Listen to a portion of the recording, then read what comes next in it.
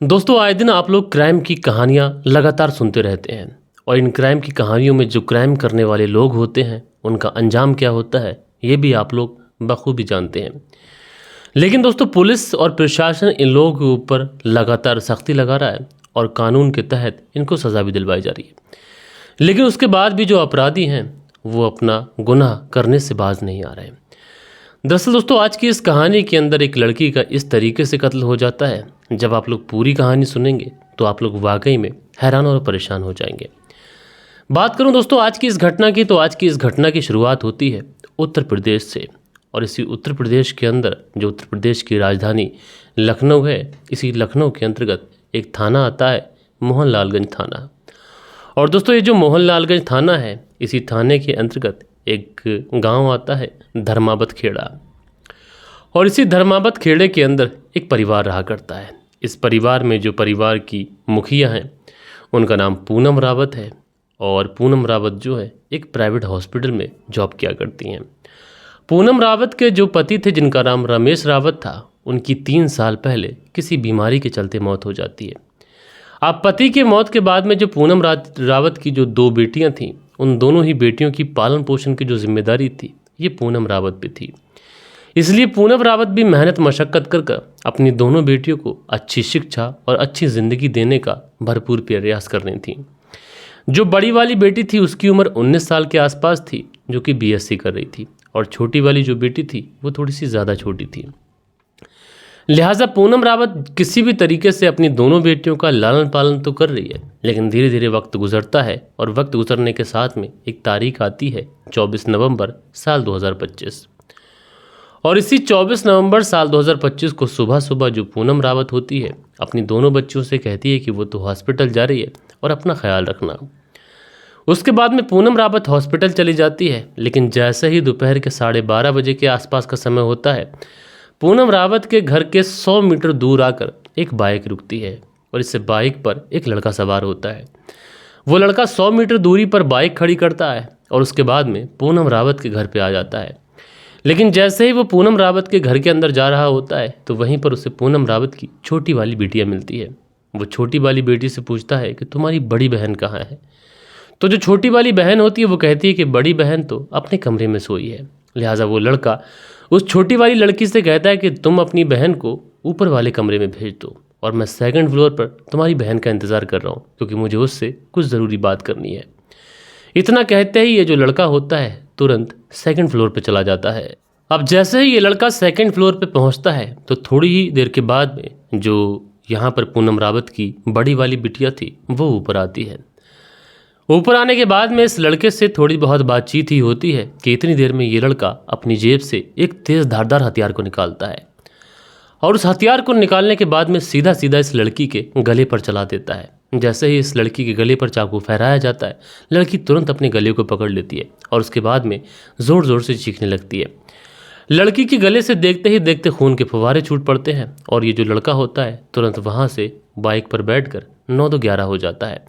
और ये जो लड़की थी यानी एक तरीके से लड़की मौत की गोद में जा चुकी थी। ये जो लड़की थी इसकी हालत लगातार बिगड़ती चली जा रही थी। लड़के अपने गले को हाथों से पकड़ी हुई तो ज़रूर थी, लेकिन गले से इतना ज़्यादा खून बह रहा था कि लड़की समझ ही नहीं पा रही थी कि उसके साथ क्या होगा, वो किससे भीख मांगे, किससे मदद मांगे। इसलिए लड़की अपने गले को पकड़ते हुए सीढ़ियों से नीचे उतरती है और उसके बाद बरामदे तक पहुँचती है। लेकिन बरामदे तक पहुँचते पहुँचते लड़की जो होती है तुरंत वहीं पर ज़मीन पर गिर जाती है।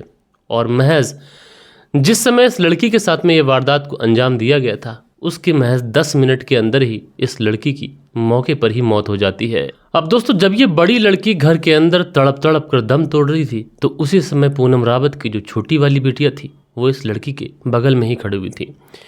लेकिन उसको समझ ही नहीं आ रहा था कि उसकी दीदी के साथ में अचानक से ये सब कुछ कैसे हो गया। अब जैसे ही जो बड़ी वाली लड़की थी जब उसकी मौत हो जाती है तो अपनी बड़ी बहन की डेड बॉडी को देखकर ये जो छोटी वाली लड़की होती है अब ज़ोर ज़ोर से चीखने लगती है। इस लड़की की चीख पुकार सुनकर जो आस पड़ोस के लोग होते हैं वो लोग भी तुरंत उस घर के अंदर पहुंच जाते हैं। लेकिन जब घर के अंदर पहुंचते हैं तो घर के अंदर का जो दृश्य होता है ये इतना ज़्यादा डराने वाला होता है कि हर कोई सोचने और समझने पर मजबूर हो जाता है कि आखिरकार इस घर के अंदर इतनी भयावह घटना घट कैसे गई। उसके बाद में जो कुछ लोग होते हैं इस बात की सूचना तुरंत पूनम रावत को दे देते हैं। अब पूनम रावत को जब इस बात की सूचना मिलती है कि किसी लड़के ने उसके घर के अंदर घुसकर उसकी बड़ी वाली बेटी के गले पर कोई तेज धारदार हथियार चला दिया है, जिसकी वजह से उसकी बिटिया की मौके पर ही मौत हो गई है, लिहाजा जो पूनम रावत होती है अपना कामकाज तो छोड़ती है और उसके बाद सीधे दौड़े दौड़े भागे भागे अपने घर पहुंचती है। लेकिन दोस्तों जब तक ये अपने घर पहुंचती है जब तक इसकी बिटिया की तो मौत हो चुकी थी। ये पूनम रावत अपनी बिटिया को अपनी गोदी में उठाती है और दहाड़े मार मार कर रोने लग जाती है। उसके बाद में वहाँ से एक व्यक्ति जो होता है वो सीधा सीधा पुलिस को फ़ोन कर देता है। पुलिस की जो टीम होती है तुरंत मौके वारदात वाली जगह पर पहुँच जाती है। अब पुलिस वहाँ पर पहुँचकर डेड बॉडी को अपनी कस्टडी में लेकर पोस्टमार्टम भेजने की तैयारी तो करती है, लेकिन जो पड़ोसी होते हैं ये पुलिस का विरोध करने लगते हैं। पड़ोसी कहते हैं कि हम इस डेड बॉडी को जब तक हिलने नहीं देंगे जब तक वो आरोपी पकड़ा नहीं जाएगा, और इसी बात को लेकर पुलिस और पड़ोसियों के बीच में नोकझोंक तक हो जाती है। हालांकि उसके बाद में पुलिस पूछताछ शुरू करती है तो जो घर में छोटी वाली बिटिया होती है उससे पूछा जाता है कि तुम जब घर के अंदर थी तो कौन इस घर के अंदर आया था, क्या तुमने कुछ देखा क्या, और अगर उस व्यक्ति को तुमने देखा है तो क्या तुम उसे पहचान सकती हो। तो जो छोटी वाली बिटिया होती है कि वो कहती है कि मैं उस व्यक्ति को जानती ही नहीं बल्कि बहुत अच्छे से पहचानती हूँ। दरअसल उस व्यक्ति का नाम है आलोक रावत।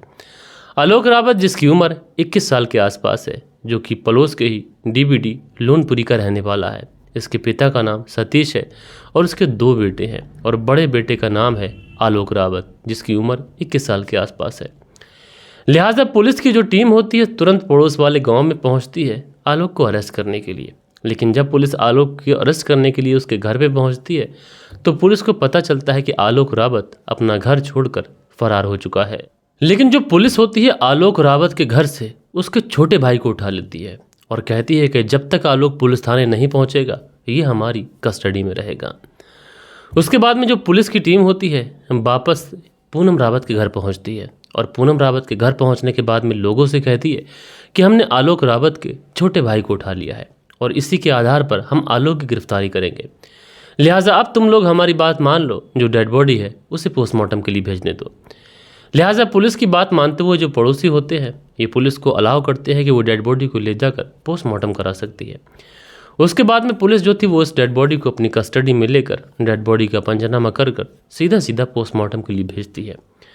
अब इधर डेड बॉडी पोस्टमार्टम के लिए भेजी तो जा चुकी थी, लेकिन इधर सवाल था कि आलोक रावत कहाँ मिलेगा।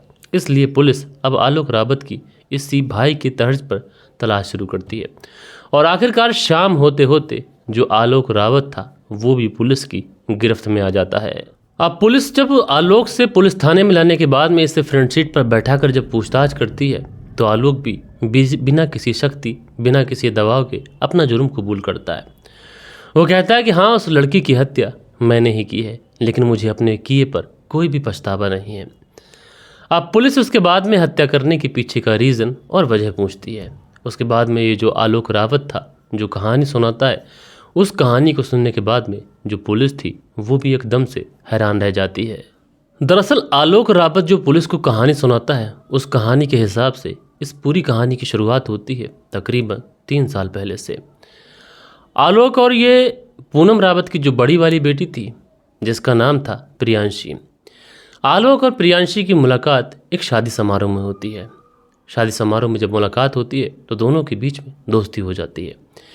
जब दोस्ती होती है तो दोस्ती थोड़ी सी और नज़दीकियों में बदलती है, जिसके बाद में ये दोनों एक दूसरे से नंबर एक्सचेंज कर लेते हैं। जब नंबर एक्सचेंज करते हैं तो उसके बाद में दोस्ती चूँकि आदत बन चुकी थी, अब ये दोस्ती प्यार में बदल जाती है, और जब इन दोनों को प्यार होता है तो उसके बाद में ये दोनों ही एक सही फैसला करते हैं, शादी करने का फैसला। लेकिन प्रियांशी जिस आलोक को जानती थी वो आलोक बहुत ज़्यादा अच्छा और बहुत ज़्यादा सीधा लड़का था। लेकिन धीरे धीरे जब वक्त गुजरा और वक्त गुजरने के साथ में जब इन दोनों ने शादी करने का फैसला किया तो इस बारे में सबसे पहले इन दोनों ने अपने घर पे बात की। लेकिन आलोक और प्रियांशी के जो परिवार वाले होते हैं उनकी मोहब्बत का सपोर्ट करते हैं और आलोक और प्रियांशी की शादी तय कर देते हैं। अब इधर आलोक और प्रियांशी की शादी तय होती है, इधर जो आलोक था ये प्रियांशी के ऊपर अपना पूरा हक जताने लगता है। आलोक को लगता था कि प्रियांशी वही सब कुछ करे जो वो उससे बोले, और वो कुछ ना करे जो आलोक को पसंद ना हो। इसलिए आलोक जो था वो कभी भी प्रियांशी के घर पर आ जाया करता था। इधर जो प्रियांशी की माँ थी, जिनका नाम था पूनम रावत, वो अपनी दोनों ही बच्चों को अच्छी पढ़ाई लिखाई करा रही थी। इसलिए उनकी जो बेटी थी, चूँकि इंटर कर चुकी थी, अब ये बीएससी कर रही थी। अब जब बीएससी कर रही थी तो कुछ दोस्त भी होते थे, तो कभी कभार दोस्तों से बातचीत भी हो जाया करती थी। लेकिन यही जो बात थी, ये आलोक रावत को बहुत ज़्यादा नागवार गुजरने लगी थी। इसलिए वो कई कभार बार प्रियांशी से दूसरे लोगों से बात करने के लिए मना करता। लेकिन प्रियांशी इतना कहते हुए ये कह देती कि मैं बात करती हूँ, किसी से गलत नज़र से नहीं करती, मेरे स्कूल के काम रहते हैं, उसके सिलसिले में कर लेती हूँ। लेकिन जो आलोक रावत था, जो ऑलरेडी घर से बहुत अच्छा था, जिसके नाम पर 2 गाड़ियाँ भी थीं, और आलोक रावत जो कि पढ़ाई लिखाई में बहुत ही ज़्यादा नीचा था। नीचे का मतलब यह है, पढ़ाई लिखाई में बहुत ज़्यादा कमज़ोर था, और 2 से 3 बार बताया जाता है कि यह हाई स्कूल में भी फेल हो चुका था। इसलिए आलोक रावत को पढ़ाई लिखाई की ज़्यादा कदर भी नहीं थी। इधर जो प्रियांशी थी, ये अपनी पढ़ाई लिखाई के सिलसिले में कभी कभार दोस्तों से बात कर लिया करती थी, और यही सारी बातें आलोक रावत को इतनी ज़्यादा नागवार गुजरती हैं कि वो कई कभार बार प्रियांशी की पिटाई कर दिया करता था। प्रियांशी पिटाई की बात तो सह जाती थी, लेकिन धीरे धीरे वक्त गुजरने के साथ में प्रियांशी को पता चला कि आलोक रावत जो है, ये बहुत बड़ा शराबी है और शराब पीता है। इसलिए जो प्रियांशी होती है, अपनी माँ से बात करते हुए कहती है कि वो आलोक रावत से शादी करना ही नहीं चाहती, क्योंकि आलोक रावत की जो सच्चाई है अब उसके सामने आ चुकी है।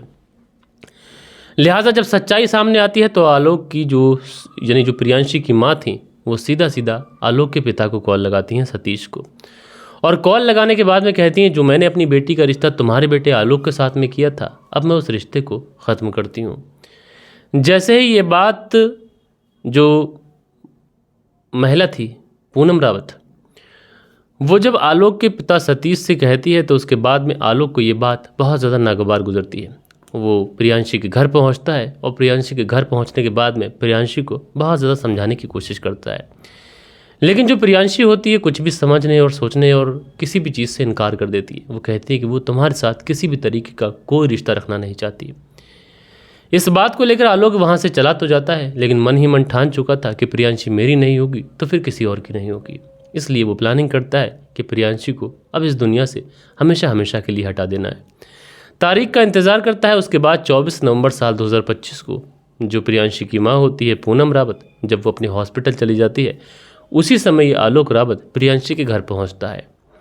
लेकिन जब ये घर पहुंचता है तो उसकी मुलाकात प्रियांशी की छोटी बहन महक से होती है, और महक से कहता है कि मैं प्रियांशी का इंतज़ार ऊपर वाले कमरे में कर रहा हूँ, दरअसल मुझे उससे कुछ बात करनी है। अब चूँकि आलोक को ये दोनों बहनें पहले से ही जानती थीं, इसलिए जो प्रियांशी होती है सोचती है कि चलो कोई बात करने आया होगा, कर लेती हूँ, और प्रियांशी जो थी इससे बात करने के लिए ऊपर पहुँच जाती है। आलोक फिर से इससे शादी की बात करता है, लेकिन प्रियांशी इनकार कर देती है। इसी बात को लेकर आलोक इतना ज़्यादा आग बबूला हो जाता है कि अपने पास से रखे हुए चाकू को निकालता है और प्रियांशी के गले पर चला देता है, जिसकी वजह से महज 10 मिनट के अंदर ही प्रियांशी की घटनास्थल पे ही मौत हो जाती है। उसके बाद में आलोक जो था, जिसने अपनी बाइक 100 मीटर दूरी पे खड़ी की थी, उस बाइक पे बैठता है और बड़े ही आराम से वहाँ से फरार हो जाता है। बहरहाल दोस्तों, जब इस पूरे केस का खुलासा होता है तो लोग यही कहते हैं कि किसी लड़की ने अगर अपनी मर्ज़ी से शादी की थी और अब उसने अपनी मर्ज़ी से इनकार किया है, तो क्या उसे इनकार करने का भी हक नहीं है? एक ऐसा दरिंदा जो शादी के इनकार को इस तरीके से दुश्मनी में बदल बैठा कि उसने उस लड़की का कत्ल ही कर दिया।